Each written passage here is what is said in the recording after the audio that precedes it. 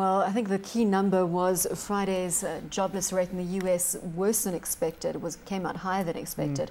And that obviously has given the markets a bit of a shake-up, especially on the currency front, where you've got the US dollar now trading significantly weaker to the euro. It hit that 150 level.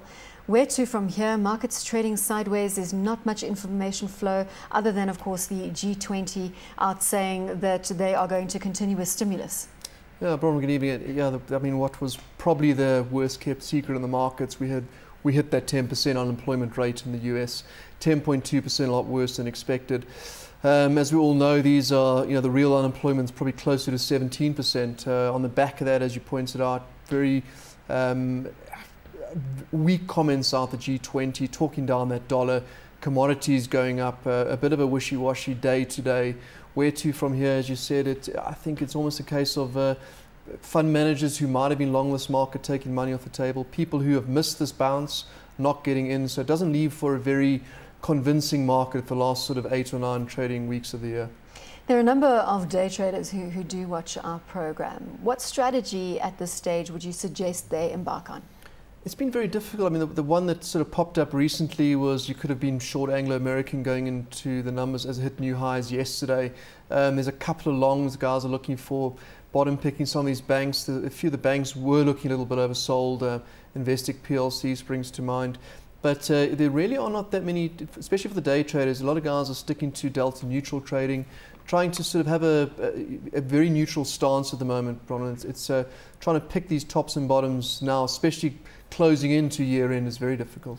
PPC is coming out with the results tomorrow. That stock is trading at 32.50. Many have been punting that stock. I don't know how long I've been sitting on this news desk and waiting for it to break this sideways trading range that it seems to have held for a couple of years. I think 30-something rand for as long as you've been sitting on the desk as well. The market looking for some sort of indication that they're going to pay a dividend again. Cementa sales came out yesterday. That didn't look great. It feels like it is poised for some sort of recovery. But I think the market, the key for that number tomorrow for traders and certainly investors to watch is let's see if there's any indication that they're going to be returning money to shareholders for the first time in a while. Because it's been trading sideways for such a long time, this is PPC. Yeah. Have you taken cognizance of it, or have you long forgotten about this stock? It is, but it's also, especially for the traders around, you have your cost to carry your money. If you sit in the stock and, what is your time value of money? You sit in the stock's been trading at 31, 32 rand and has been there for a few months. It's effectively your assets just decay, they're not going anywhere. So we're staying away from that now, but interesting to see what they do with their dividend tomorrow. We just had a technical analysis update on a number of the retail stocks, including Woolworths and Foschini. We've seen data flow out of those companies. Tomorrow, we've got Mr. Price and the Spar Group. Are you expecting anything unusual on either of those fronts? I don't think there have been any surprises. I mean, certainly Mr. Price has run hard, pulled back from its recent highs. Definitely benefited from this whole buying down scenario. Consumer buying down. Absolutely. Whereas Woolworths has obviously lost consumers. Correct. So no surprises there, and so the cash retailer is still doing well. Would be nice to look at the Spar Group. Spar Group certainly one of our top picks at BJM, just to see where those numbers are coming from too. Still very high dividend yield in some of these counters as well. So we're not looking for any surprises at all. Vodacom recently out, 9th of November, they came out with their results. Did you take a special note, considering that they had given us that trading update, that they were going to be down relatively hard? I think the market was focusing on that 3.2 billion rand write-down. They only paid 5.6 billion rand for Gateway. Yeah, that was a shocking purchase, but I mean, you could pick a number of companies, Anglo-American, when they were doing purchases too. Telcos is a tough place certainly to play at the moment. Interconnecting fees dominating, write-offs as we've seen. I think you saw today, a lot of switches. Vodacom up quite significantly today. Almost 3% at 53.50. A lot of flows going to Vodacom and people getting out of MTNs, ironically. So there's a lot of these switches. What would that strategy be about? It's so difficult to play the market, Bronwyn. So people are looking for these pairs, as I said when we started chatting, these delta neutral, these pair trades. Classic one, when they go out of sync like it has been recently, people are getting out of MTNs and into sort of Vodacoms. But still, telcos traditionally your annuity income, your safe haven when there's a bit of volatility around. Now it's like, which one do you pick? There really is nowhere to really hide at the moment.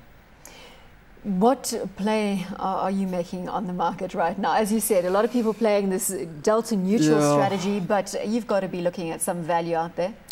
Certainly the banks are looking not too bad, and certainly running off the back. There's a lot of rumours bouncing around with our meeting next week on Tuesday with our Reserve Bank. Possibly there's been more and more positive talk about interest rate cut. We don't think it's that likely, although the rumours have been getting stronger. You saw the banks running on the back of it. You saw the yield on the R157 coming from about 860, 870 a week or two ago, and now sitting at about 830. So there's definitely some, those banks are looking attractive, and we're not the only ones buying. There are people picking up these banks for that yield. Recently speaking to one of your derivatives traders, Nomti Viti, she was all over the gold story, saying that was where she would be putting her money. Obviously we saw that high being hit of $1,110.80 an ounce.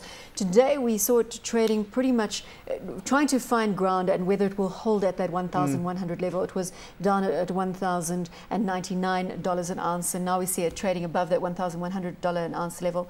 What do you think we're going to see on the gold price? Mark Bristow there from Rand Gold saying $1,200 an ounce on the cards at year end. I never really understood the gold story myself, but it is real.